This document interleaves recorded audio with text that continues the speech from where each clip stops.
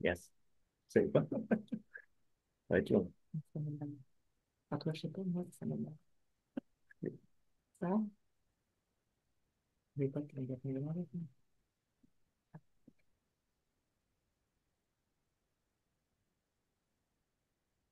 Bonjour, bienvenue sur le webinaire jeudi de la recherche paramédicale proposé par le réseau Recherche et Innovation paramédicale du GERSI Grand Ouest. Donc aujourd'hui, nous allons écouter Loïc Fèvre, qui est enseignant en activité physique adaptée à l'Institut de cancérologie de l'Ouest sur le site d'Angers. Il va nous parler de son étude RAPACE pour Ruralité, Activité physique adaptée, sport santé. Donc à la fin, vous pourrez lui poser des questions en direct ou bien poser les questions sur le chat de façon à ce que je puisse lui transmettre. Donc Loïc, je te donne tout de suite la parole. Ouais. Merci, Cathy. Bonjour à tous. Du coup, Loïc Fèvre, je suis l'enseignant en activité physique adaptée de lycéo depuis 12 ans. Et du coup, j'ai décidé de m'intéresser en fait à l'accessibilité de l'activité physique adaptée, notamment pour des patients qui pourraient ne pas en bénéficier pour des raisons et d'autres. Et justement, je vais vous détailler tout ça. Avant de vous détailler tout ça, parce que peut-être qu'il y en a qui ne connaissent pas encore très bien la profession enseignant en activité physique adaptée, juste pour vous retracer très rapidement mon parcours. Donc, c'est une fac de sport avec une filière au sein de la fac de sport qui s'appelle activité physique adaptée et santé, qui permet justement d'intervenir dans le domaine de la santé et grâce notamment à un Master 2. Et c'est notamment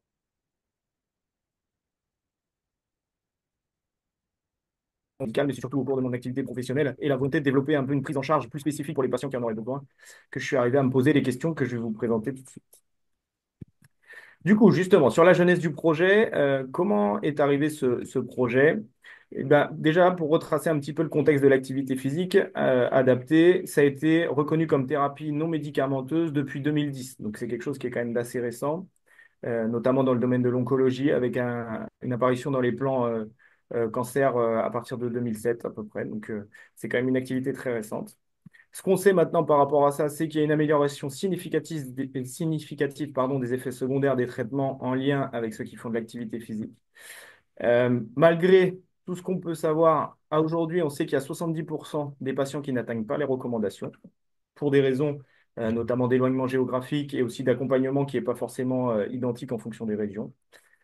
Les établissements qui permettent un accompagnement, eux, sont présents tout le temps dans un milieu urbain. En milieu rural, il y a vraiment un gros delta par rapport à ce qui est proposé dans les villes. Il y a des freins financiers qui sont particulièrement présents puisqu'il n'y a pas de prise en charge par la sécurité sociale pour l'activité physique et pas non plus pour les bons de transport. Et il y a aussi une méconnaissance des bénéfices de la part des patients, mais pas forcément que. Il y a aussi des personnes qui travaillent dans le milieu de la santé qui n'ont pas forcément connaissance des bienfaits de l'activité physique, même si plus on avance dans le temps, moi c'est le cas.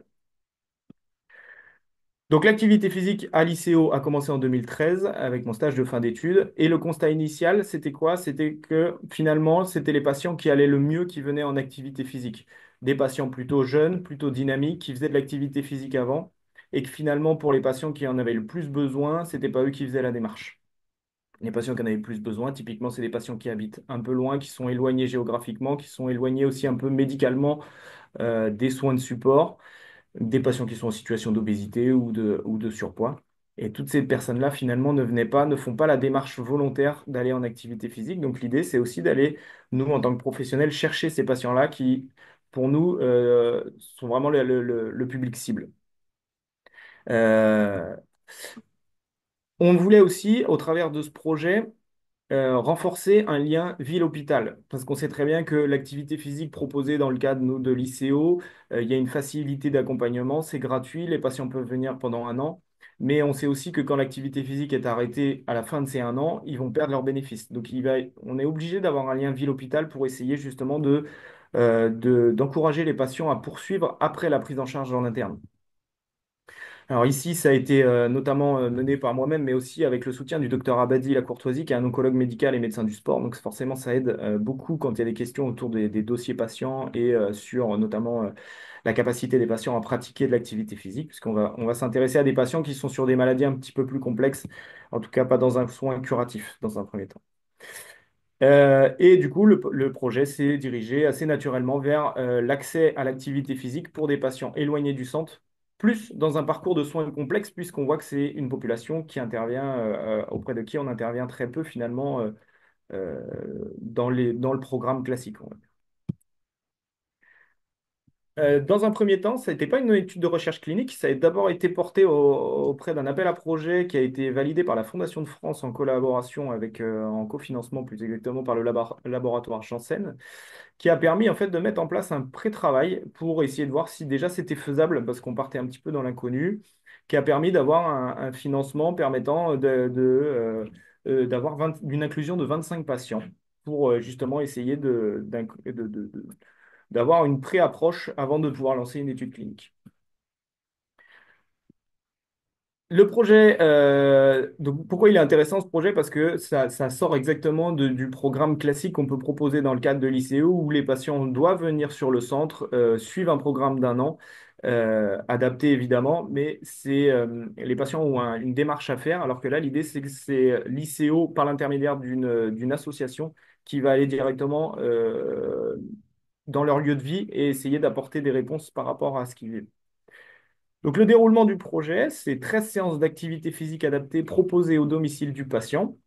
Ces 13 séances, elles vont être portées par un enseignant APA mis à disposition par le comité départemental sport pour tous, c'est-à-dire que vraiment l'activité n'est plus portée par l'ICO, elle est chapeautée, on va dire, par l'ICO, mais c'est bien un enseignant APA d'un comité départemental qui s'appelle le comité départemental sport pour tous, qui se déplace au domicile du patient. Donc déjà, là, il y a un lien ville.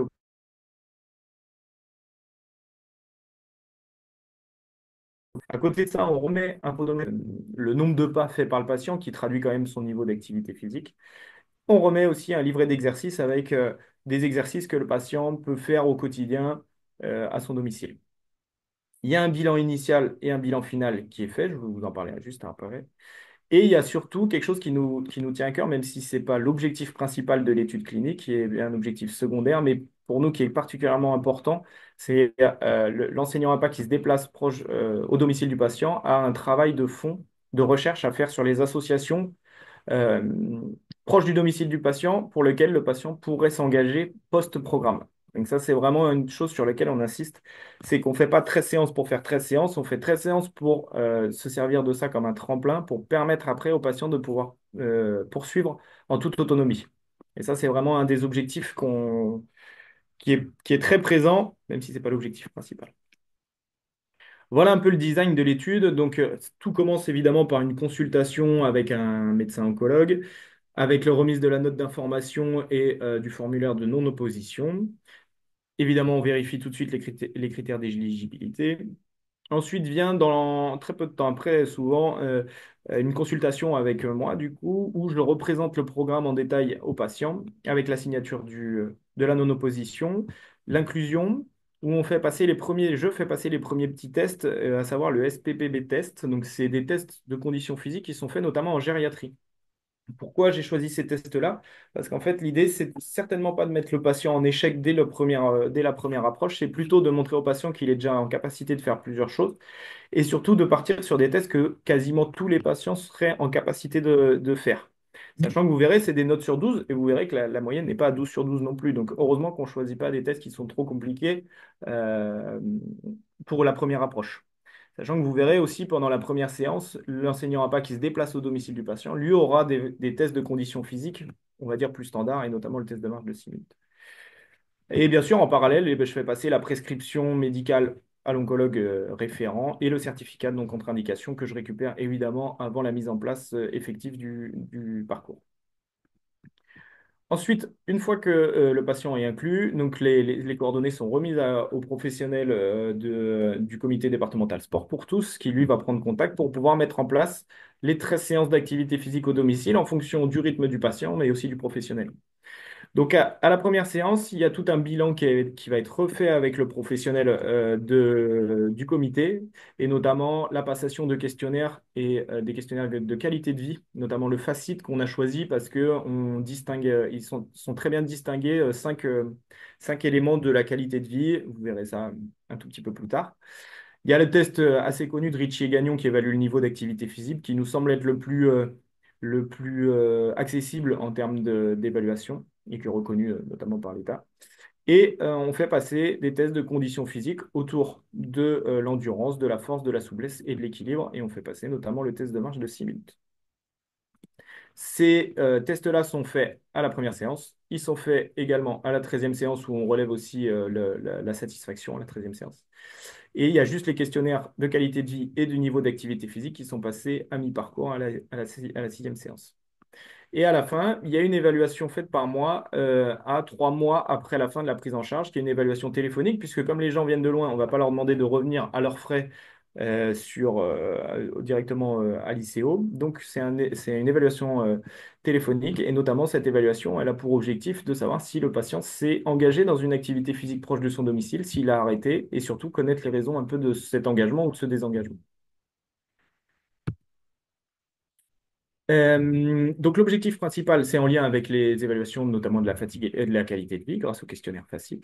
Et les objectifs secondaires, ça va être de suivre l'évolution de la condition physique, l'évolution et l'évaluation de la compliance à ce soin proposé. C'est 13 séances si le patient met 1 an à faire, donc 52 semaines à faire les 13 séances. Évidemment que on peut se poser la question de l'intérêt de ce type de soins et surtout les bénéfices que le patient a pu en tirer. Et évidemment, l'évaluation de la poursuite d'une activité physique, comme je vous l'ai dit, à 3 mois post-programme. Comment on évalue tous ces critères? J'ai commencé à en parler. La condition physique, c'est grâce à un test de marche de 6 minutes, avec le N-grip test pour la force de préhension, qui est corrélé souvent à la fonte musculaire et notamment au niveau de sarcopénie. Un test de souplesse, un test d'équilibre. Et à côté de ça, on s'intéresse aussi à l'assiduité. Donc, combien de semaines sont nécessaires pour réaliser ces tests?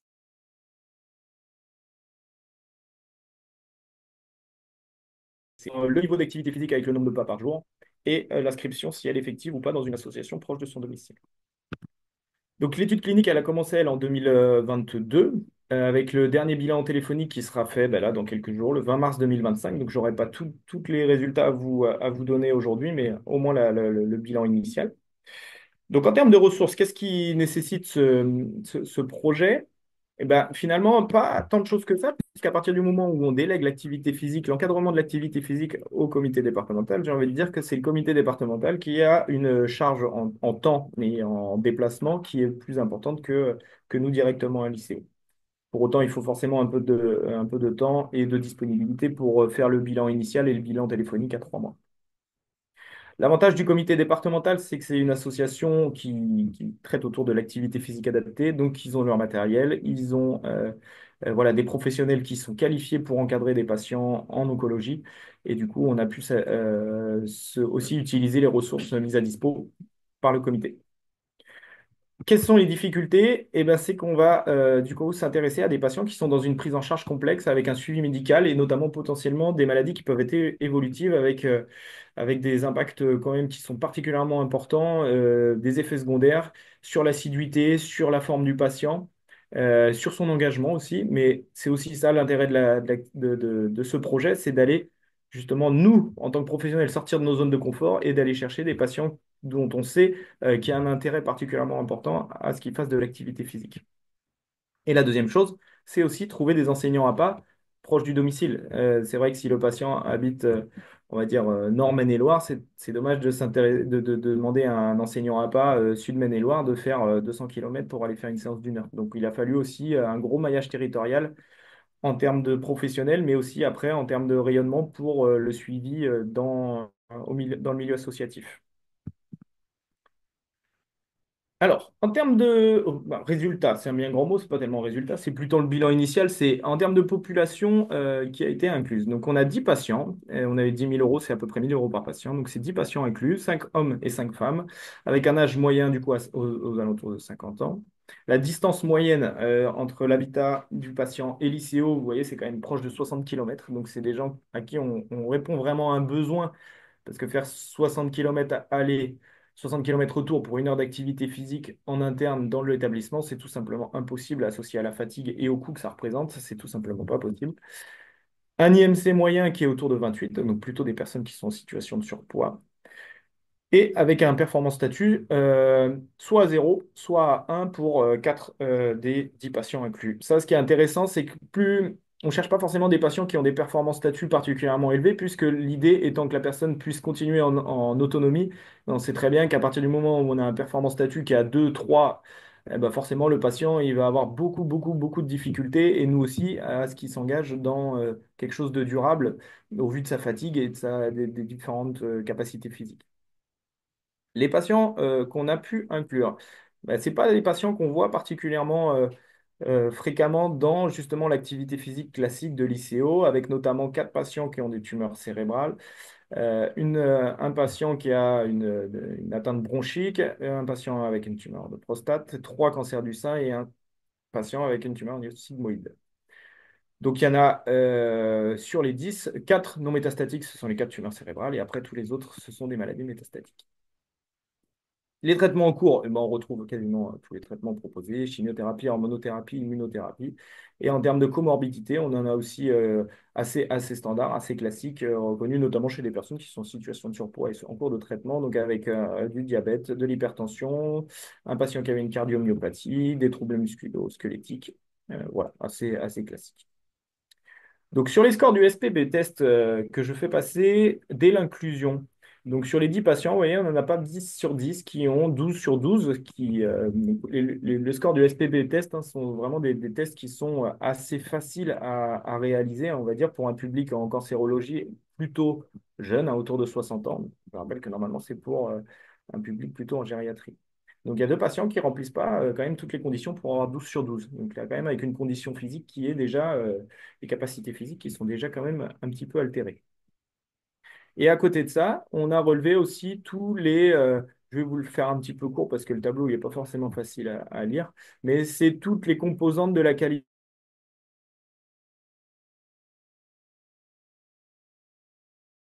physique, sociale, émotionnelle et fonctionnelle, plus la fatigue. Et c'est plus facile probablement à lire sur petit schéma où on voit le cœur de de l'araignée, c'est 0%, et après, toutes les lignes en pointillé, ça va de 20% en 20%. Donc le maximum pour avoir 100% sur toutes les données, c'est toute la ligne extérieure en pointillé. Donc vous voyez que on va dire la dimension la plus impactée, c'est FWB, c'est la capacité fonctionnelle des patients, et notamment la fatigue qui est juste à côté. Et c'est en ça que le programme il est intéressant, parce que dès l'évaluation, on voit que les patients sont vraiment gênés au quotidien sur le côté fonctionnel, sur la fatigue, et l'activité physique va permettre, en tout cas, on espère, parce que je n'ai pas les résultats, mais on espère qu'on va pouvoir justement jouer sur ce domaine-là, parce qu'on sait très bien qu'au niveau notamment, il y a le bien-être social. Étant donné qu'on va à leur domicile, c'est pas là-dessus qu'on va avoir le plus d'impact. Mais on voit qu'il est bien altéré, puisque en moyenne, les patients ils sont à 30% sur le bien-être fonctionnel, hein. Donc on est quand même sur un niveau extrêmement bas de bien-être à la base, un T0. Pareil, à T0, le niveau d'activité physique globale sur une échelle qui va de 18 à 35. Donc 18, enfin ça va même de moins de ça, mais à 18, on considère que la personne est inactive. Et à plus de 35, on considère que la personne est très active. On voit que le niveau d'activité physique globale est à 20. Donc on est quand même très proche des patients plutôt inactifs, hein, avec un temps de sédentarité moyen qui est aux alentours de 4 heures. Et je rappelle que le niveau d'activité physique et la sédentarité sont bien 2 thèmes complètement indépendants l'un de l'autre. On pourrait avoir des patients actifs mais sédentaires, et là il se trouve qu'on a plutôt des patients sédentaires et proches d'être inactifs. Donc on sait qu'il y a un intérêt à intervenir chez ces patients-là en activité physique. Sur les scores de TDM6, du test de marche de 6 minutes en pourcentage mesuré par rapport au théorique, puisque je ne vais pas vous parler en mètres, puisque tous les patients sont différents, ça n'a pas de sens. On va parler en pourcentage. Le minimum réalisé sur les 10 patients, c'était 39% du théorique, donc c'est extrêmement faible, hein. On voit que la capacité physique, la capacité fonctionnelle, elle est limitée quand on atteint des scores qui sont en dessous de 80%. Entre 80 et 90%, la capacité fonctionnelle, elle est plutôt modérée. Et au-dessus de 90%, on considère que la capacité, elle est correcte, sachant que l'objectif, c'est quand même d'atteindre les 100%. Bah, le pourcentage moyen, hein, il est de 70%. Donc, la capacité fonctionnelle de nos patients inclus dans ce programme-là, elle est franchement limitée. C'est une moyenne, donc c'est-à-dire qu'il y en a qui descendent bien plus bas que ça, à 39%, et d'autres qui sont un petit peu mieux. Le score Line Grip Test, donc score de force qui est corrélé notamment à la sarcopénie, on voit que sur la main gauche, les patients atteignent à peu près 85% du théorique, sur la main droite plutôt 82%. Pareil, ce pas des données qui sont alarmantes du tout, mais par contre, ce ne sont pas des données qui sont normales non plus. Donc l'idée, c'est aussi d'intervenir pour sensibiliser à l'intérêt de faire et du travail en endurance pour améliorer le test de marche de 6 minutes et un travail de force pour intervenir aussi sur le maintien de la masse musculaire. La souplesse, elle est limitée avec une moyenne à 2,5 sur une échelle qui va de 1 à 5 et l'équilibre qui va de 1 à 4. Voilà, il y a 4 personnes à un score de 1 et 6 personnes sur le score de 4. 9 patients ont terminé l'étude. Il y a un patient, j'ai pas pu faire le test le bilan à 3 mois parce qu'il était décédé entre la dernière séance et le bilan téléphonique à 3 mois. La clôture de l'étude, elle est prévue le 10 avril prochain avec le dernier entretien téléphonique à 3 mois après la fin de la prise en charge. Donc ça approche et à ce moment-là, on pourra comparer les résultats obtenus entre T1 et T13, sachant qu'il y a aussi le S6 au milieu sur lequel on va pouvoir se pencher. Qu'est-ce qu'on va en faire de tout ça, de cette étude de recherche clinique juste après? Évidemment, on va essayer de communiquer dessus. Pourquoi pas présenter des débuts de résultats et de cumuler, même si la première partie n'est pas strictement identique en termes d'évaluation à la première partie, mais on pourrait peut-être s'appuyer sur les 25 premiers résultats associés aux 10 suivants pour essayer d'avoir on va dire, une cohorte un petit peu plus importante. Et la bonne nouvelle récente, c'est qu'on a reçu un don à l'ICO d'une association de patients qui a voulu réitérer enfin, nous soutenir une deuxième fois par rapport à ce projet-là. Et donc, du coup, on a encore la possibilité d'inclure 10 nouveaux patients. Alors, ça ne sera plus une recherche clinique au sens propre du terme parce que je n'ai pas le droit de poursuivre cette recherche clinique vu qu'elle va se terminer là et qu'il y avait 10 patients d'inclus à la base prévus. Mais on va probablement développer exactement le même protocole, mais sur un parcours de soins un petit peu plus classique. Mais on aura voilà, les mêmes analyses et la même méthode.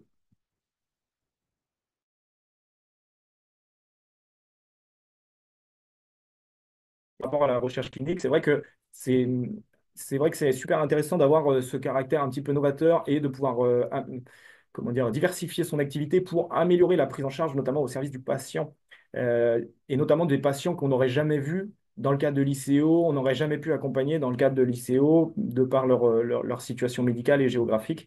Donc c'est vrai que c'est un sentiment fort un peu de se sentir utile pour ces patients-là avec des évolutions voilà, qui sont vraiment intéressantes. Je ne peux pas vous présenter les résultats puisque je ne les ai pas tous, mais moi, de mon côté, pour ceux que j'ai déjà récupérés, on voit quand même une évolution qui est particulièrement importante.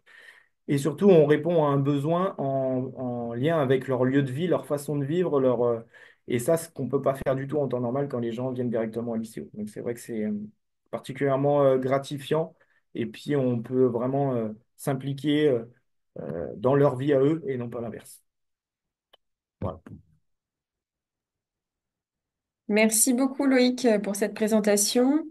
On a précisément à peu près à 8 minutes pour répondre à des questions. Donc je laisse la parole aux personnes qui sont connectées.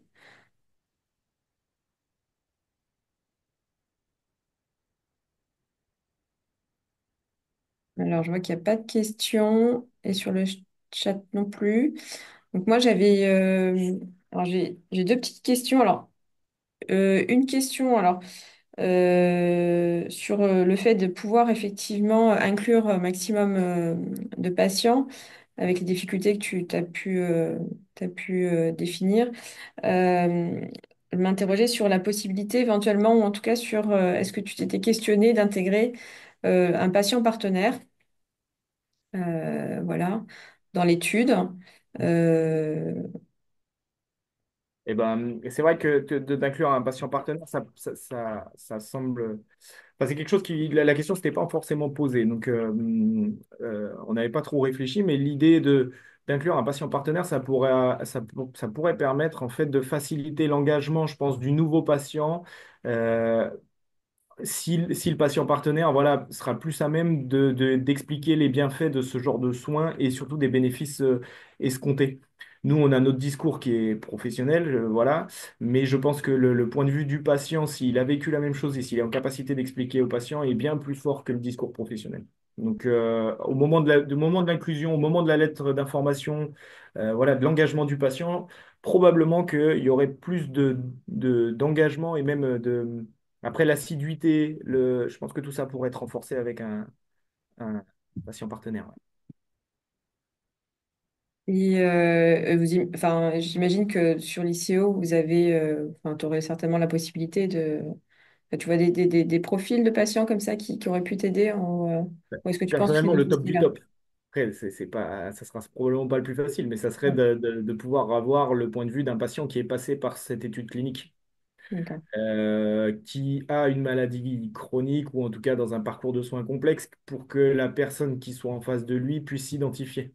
Hmm. Et je pense que si on prend un patient partenaire, ça sera forcément dans ce cadre-là. Et je trouverais ça pas très judicieux de prendre un patient qui soit dans un parcours de soins curatifs. Je suis pas sûr que les Mhm. attentes puissent être les mêmes. Je suis pas sûr que la compréhension des effets secondaires qui ne sont même pas tout à fait les mêmes en fonction des différents traitements, elle soit pertinente. Donc l'idéal, mais encore une fois, ce sont des malades qui sont vraiment malades. J'aime pas trop ce terme-là, mais et du coup, c'est vrai que je pense que ça pourrait être le plus intéressant. Je ne sais pas si ça serait possible, mais en tout cas le plus intéressant. Et puis la deuxième question, elle était en lien bah, justement avec on va dire les perspectives de l'étude. Donc là, qui doit se finir puisque vous étiez engagé sur un effectif précis. Mais ça pourrait presque servir, alors je ne sais pas si vous y avez pensé, mais ça pourrait presque servir d'étude exploratoire pour une étude plus grande, multicentrique. Est-ce que c'est quelque chose que tu envisages? Bah, c'est ambitieux en tout cas. Ouais, non, mais si, ça peut être quelque chose. On commence à en parler un petit peu autour de moi. Je pense que ça va peut-être faire effet boule de neige, surtout quand on aura un peu plus les résultats, voir voilà, avec une analyse peut-être un petit peu plus poussée. Mais en effet, ça paraît judicieux de vouloir essayer de le monter au niveau multicentrique pour avoir un recueil de données qui sera bien. Parce que c'est quand même très intéressant de voir en fait vraiment Donc, un programme qui est à il y a ce domicile. versant-là, et il y a un deuxième versant. Pardon, je t'ai coupé, vas-y. Ouais, non, je n'ai pas entendu ta question surtout, Cathy, vas-y. Non, je disais que c'était très intéressant de voir en fait l'impact d'un programme à domicile, parce que là, on Ouais, intègre vraiment la dimension territoire et le patient dans son environnement. Donc, c'est quand même ce qui se rapproche, ouais, exactement. il doit être pensé aujourd'hui. Euh, donc, Non, je te rejoins totalement, surtout que ce sont des malades avec une maladie chronique. Donc, en fait, ils passent très peu de temps dans le cadre de l'ICO et de l'hôpital. mm, Souvent, les traitements, enfin, en tout cas, pas tous, mais la plupart peuvent être faits à domicile ou alors ils viennent qu'une fois toutes les 3, 4 semaines. Enfin, voilà. Et en fait, ces gens-là, ils vivent avec leur maladie directement à leur domicile. Donc là, le fait d'apporter des soins chez eux, je pense qu'on est au plus proche de la réalité de ce qui se fait. Et mm, moi, ce que je voulais rajouter, c'est en effet pouvoir inclure plus de monde. Et sinon, si on regarde à une échelle un peu plus petite, mais c'est pas forcément plus pertinent que l'effet multicentrique, au contraire, mais c'est d'essayer de pérenniser l'activité physique d'un point à Angers et donc du coup d'avoir des fonds un peu plus pérennes pour pouvoir en fait proposer cette activité de façon comme dans le parcours de soins classique. mm. Alors pas pour autant de patients, évidemment, parce qu'on ne pourra pas, mais peut-être un patient par mois, deux patients par mois, je ne sais pas exactement comment on pourrait le faire, mais ça serait de trouver quelque chose de plutôt pérenne par rapport à ça. Très bien, bah effectivement c'est ce qui est souhaité, hein. Ouais. Euh, du coup, je ne sais pas si on a des questions. Je vais juste vérifier le chat. Euh, non, pas de questions sur le chat, pas de main levée. Alors, pour rappel, donc ce webinaire, il est enregistré. Donc, il sera aussi accessible sur la chaîne YouTube du CHU d'Angers. Euh, j'ai un commentaire sur le chat. Bonjour Loïc, merci pour ta présentation et ce super travail. Ah, il y a une question. Y a-t-il eu des patients qui n'ont finalement pas pu bénéficier d'une prise en charge à part par manque de professionnels proches du domicile? Et peut-on solliciter SPT pour des prises en charge individuelles en pratique courante? Ouais. Ok, merci Daphné pour tes questions que je connais et que je salue d'ailleurs. Non, il n'y a jamais eu de patients qui n'ont pas pu être inclus pour cause de manque de professionnels. Alors par contre, après, il y a mes collègues du comité départemental sport pour tous, il y en a quelques-uns qui ont fait des déplacements, ouais, par contre. Mais l'idée, c'est à partir du moment où on propose cette activité, et c'était clair dès la prise en charge pour le comité départemental, s'il y a un patient qui est inclus, en gros, c'est le comité départemental qui se débrouille pour répondre aux besoins. Voilà, ça c'était une des conditions. Et après, est-ce qu'on peut solliciter Sport pour tous pour des prises en charge individuelles en pratique courante? Oui. Par contre, il n'y aura pas de prise en charge assurée par l'établissement de soins ou par, on va dire, par l'établissement dans lequel est suivi le patient en tout cas. Donc, mais la prise en charge en individuel en pratique courante peut être demandée au comité départemental sport pour tous aux frais du patient. Et pour donner un ordre d'idée, si ça peut intéresser, on est souvent aux alentours de 35-40 € par heure d'intervention, hors frais de déplacement. Donc,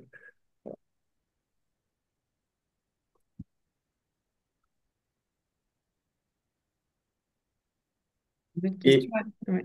ouais, as-tu eu un retour de cette expérience de la part de tes collègues au comité? Ouais, ce sont des expériences qui sont extrêmement riches et qui sont même un peu fortes et qui peuvent être un peu bouleversantes même pour mes collègues du comité.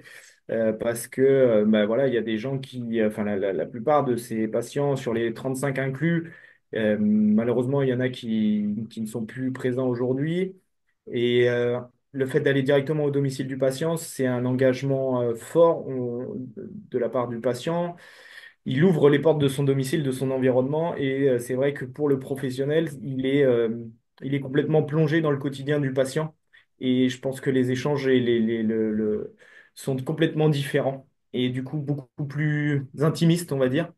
Et du coup, tout ce qui va être évolution de la maladie, évolution de l'état de santé, aggravation de l'état général, etc., je pense que ça peut être des choses qui peuvent être beaucoup, peut-être plus difficiles à vivre pour le professionnel dans ce cadre-là que peut-être dans un cadre un peu plus classique avec, on va dire, la carapace que peut représenter un établissement de soins où on se sent, nous, plutôt en protection, alors qu'au domicile du patient, on se sent un petit peu plus vulnérable. En tout cas, c'est ça qui a été remonté, en tout cas par mes collègues du comité.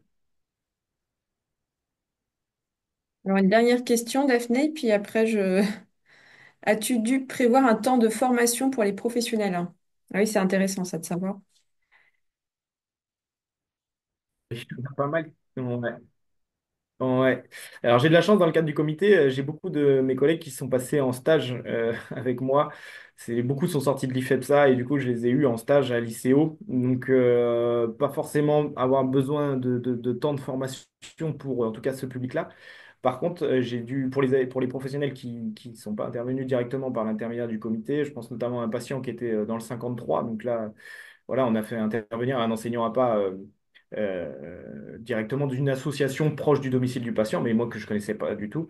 C'est pas un temps de formation, par contre, on a fait un échange téléphonique où on a refait le point un petit peu sur ce que voulait dire une maladie chronique en cancérologie, et surtout, je leur laisse toujours mon numéro de téléphone en cas de besoin pour qu'ils puissent m'appeler à, j'allais dire n'importe quand, enfin voilà, en tout cas de façon assez aisée pour que je puisse répondre aux besoins en fonction des différents effets secondaires des patients. Surtout qu'il y a quand même pas mal de patients avec des tumeurs cérébrales et on sait que les tumeurs cérébrales, c'est des effets secondaires qui peuvent être complètement disparates et qui peuvent surprendre un peu le professionnel en APA qui a pas forcément d'expérience spécifique en oncologie. Donc, plus une disponibilité, plus qu'une formation.